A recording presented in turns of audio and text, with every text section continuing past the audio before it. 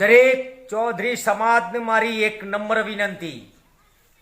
હું પ્રતાપગીરી મહારાજ બોલું, ચેહરગીરી મહારાજનો શિષ્ય અને ગુલાબગીરી મારો ભાઈ હતો.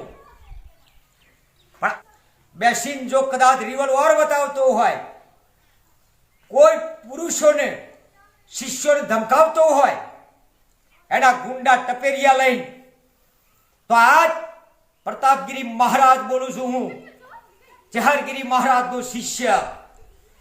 પણ મારા ભગવા ભેખને ડાગ લાગે એવું કોઈ બી કામ કરતો હોય તો સિંહાસનના લાયક નથી.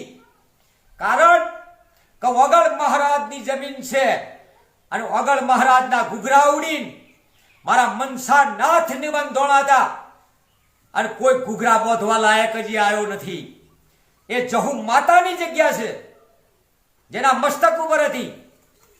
પણ કદાચ કોઈ સંત ગુંડા રાખે અને કદાચ જો સમાજ ઉપર આવી ટીકા કરે તો આ સંતો મારા બદનામ થાય, મારો ભગવો ભેખ બદનામ થાય.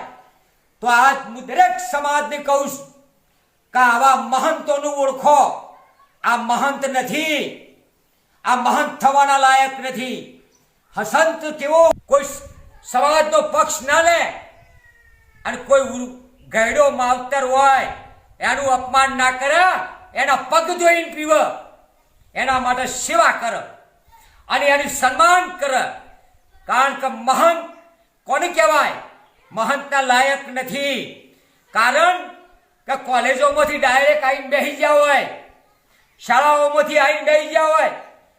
મહંત કોને કહેવાય? 12 વર્ષ તપ કરતો હોય, જેના પાસે સિદ્ધિઓ હોય, લંગોટનો પાકો હોય, જીવનનો સાચો હોય, એ હોય ભગવાન કા બંદા. નહીતર બાકી આવા ફંદા હોય.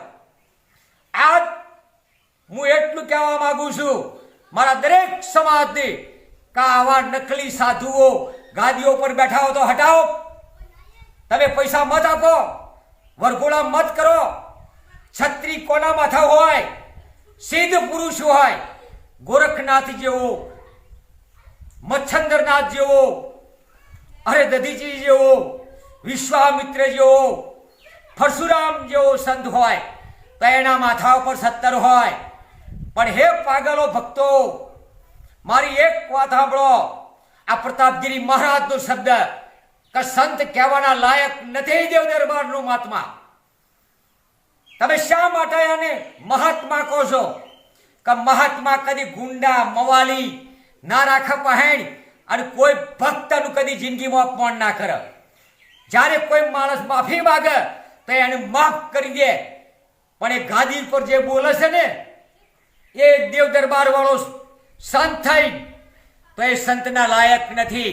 દરેક સમાજને મારી નમ્ર વિનંતી છે કે 2 હાથ જોડીને વિનંતી કરું છું કે આવા તત્વોનું ઓળખો અને કાયદેસર સજા આપો. સરકાર કેમ પગથિયા લેતી નથી?